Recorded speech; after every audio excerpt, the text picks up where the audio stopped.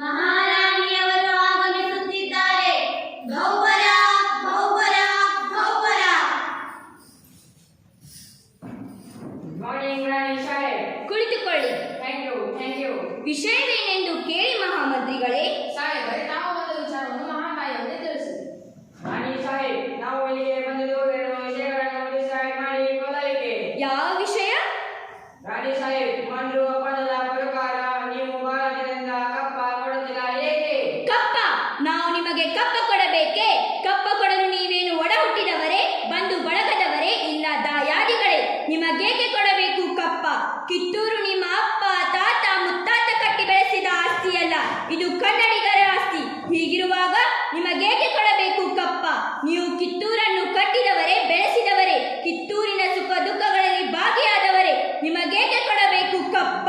ವ್ಯಾಪಾರದ ನೆಪದಲ್ಲಿ ಕಡಲಾಚೆಯಿಂದ ಬಂದ ನಿಮಗೆ ನೆಲೆ ನಿಲ್ಲಲು ಸ್ಥಳ ಕೊಟ್ಟವರು ನಾವು. ಕೊಟ್ಟ ತಪ್ಪಿಗೆ ಸುಂಕ ಬೇರೆ ಕಟ್ಟಬೇಕೆ? ಶತಶತಮಾನಗಳಿಂದ ಸ್ವತಂತ್ರವಾಗಿ ಬದುಕುತ್ತಿರುವ ಈ ಕಿತ್ತೂರು ಯಾವ ಕಾರಣಕ್ಕೂ ಕಪ್ಪವನ್ನು ಕೊಡುವುದಿಲ್ಲ. ರಾಣಿ ಸಾಹೇಬ್, ಮಾಡಿರುವ ಒಪ್ಪಂದದ ಪ್ರಕಾರ ಅಂದು ಕಪ್ಪ ಕೊಡುತ್ತೇವೆ ಎಂದು ಅನ್ನುವರು ನೀವೇ, ಇಂದು ಕಪ್ಪ ಕೊಡುವುದಿಲ್ಲ ಎಂದು ಹೇಳುತ್ತಿರುವರು ನೀವೇ. ಇದು ಸರಿಯಲ್ಲ, ಇದು ನ್ಯಾಯವೂ ಅಲ್ಲ. ಜಾಗ ತೇಡಲು ಜಾಗ ಕೊಟ್ಟರೆ ಜಾಗವೇ ನಮ್ಮದೆನ್ನುವ ಅಬ್ಬೆ ಬಾಯಿಗಳು ನೀವು. ನಿಮ್ಮ ಮೋಸದ ಒಪ್ಪಂದಕ್ಕೆ ನಾವು ಮಂಡನೆ ಕೊಡಬೇಕೆ? ಅದೆಂದಿಗೂ ಸಾಧ್ಯವೇ ಇಲ್ಲ. ರಾಣಿ ಸಾಹೇಬ್, ನಿಮ್ಮ ಮಗನಾದ ಶಿವಲಿಂಗ ರುದ್ರ ಸಹೋದರರು ಮಾಡಿಕೊಂಡ ಒಪ್ಪಂದಕ್ಕೆ ಬೆಲೆ ಇಲ್ಲವೇ? ಖಂಡಿತ ಇಲ್ಲ. ಮೋಸದ ಒಪ್ಪಂದಕ್ಕೆ ಕಿತ್ತೂರು ಎಂದಿಗೂ ಬೆಲೆ ಕೊಡುವುದಿಲ್ಲ.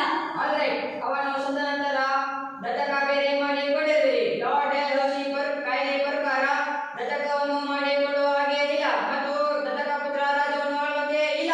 ಏ ತ್ಯಾಕರೆ, ಬಾಯಿ ಬಿಗಿ ಹಿಡಿದು ಮಾತನಾಡು ಕಪಿಯೇ. ನಮಗೆ ಆಜ್ಞೆ ಮಾಡಲು ಯಾರು ನೀವು? ಇದು ನಮ್ಮ ಜನ್ಮಭೂಮಿ. ಇದನ್ನು ಆಳುವ ಹಕ್ಕು ನಮ್ಮದು. ನಮ್ಮ ನಾಡ ಸಿಂಹಾಸನದ ದೊರೆಯನ್ನು ನೇಮಿಸುವವರು ನಾವು, ನೀವಲ್ಲ. ರಾಣಿ ಸಾಹೇಬ್, ನೀವು ಕಂಪನಿಯ ಕಟ್ಟಳೆಯನ್ನು ಮೀರಿದ್ದೀರಿ. ನೀವು ತಪ್ಪು ಹೋಗಿದ್ದೀರಿ. ಎಚ್ಚರ. ಮಚ್ಚವಾಯ್ ತಾಯಿಯ ಸ್ಥಾನಕ್ಕೆ ಬಂದು ತಾಯಿಗೆ ಎಚ್ಚರಿಸುವಷ್ಟು ಸತ್ಯಗಳಿಲ್ಲ. ಎಲ್ಲಿ ಕಟ್ಟಡ ಮಾಡೋದಕ್ಕಿರೋದು ನಮಗ, ನಿಮಗಲ್ಲ. ನಾರಾಯಣ, ನೀನು ಬಾಗಿಲ ಕಾಯುವ ಸಿಪಾಯಿ. ನಿನ್ನ ಜೊತೆ ಮಾತನಾಡಲು ನಾನು ಬೈಲ. ಏ ಸಾಕು ಮಾಡು ನಿನ್ನ ಅಧಿಕ ಪ್ರಸಂಗದ ಮಾತುಗಳನ್ನು ತ್ಯಾಕರೆ. ನಮ್ಮ ರಾಜ್ಯ ತಾರತಮ್ಯವಿಲ್ಲದ ರಾಜ್ಯ. ತಾಯಿ ಮಕ್ಕಳ ನಡುವೆ ಬಿರುಕುಂಟು ಮಾಡುವ ಈ ನಿನ್ನ ಕುತಂತ್ರಗಳನ್ನು ಇಲ್ಲಿಗೆ ನಿಲ್ಲಿಸು. ರಾಯಣ್ಣ ಬಾಗಿಲು ಕಾಯುವ ಸಿಪಾಯಿಯಲ್ಲ, ಕಿತ್ತೂರು ಕಿಡಿ ನನ್ನ ದತ್ತು ಪುತ್ರ. ಈ ಆಸ್ಥಾನದಲ್ಲಿ ಮಾತನಾಡುವ ಹಕ್ಕು ಕಿತ್ತೂರಿನ ಪ್ರತಿಯೊಬ್ಬ ಪ್ರಜೆಗೂ ಇದೆ. ನಿನ್ನಂತೆ ಜೀತಕ್ಕಾಗಿ ದುಡಿಯೋರಿಲ್ಲಾರೂ ಇಲ್ಲ, ದೇಶಕ್ಕಾಗಿ ದುಡಿಯೋರಿದ್ದಾರೆ. ಇದನ್ನರಿತರೆ ನಿಮಗೂ ಕ್ಷೇಮ, ನಿಮ್ಮ ಕಂಪನಿಗೂ ಕ್ಷೇಮ.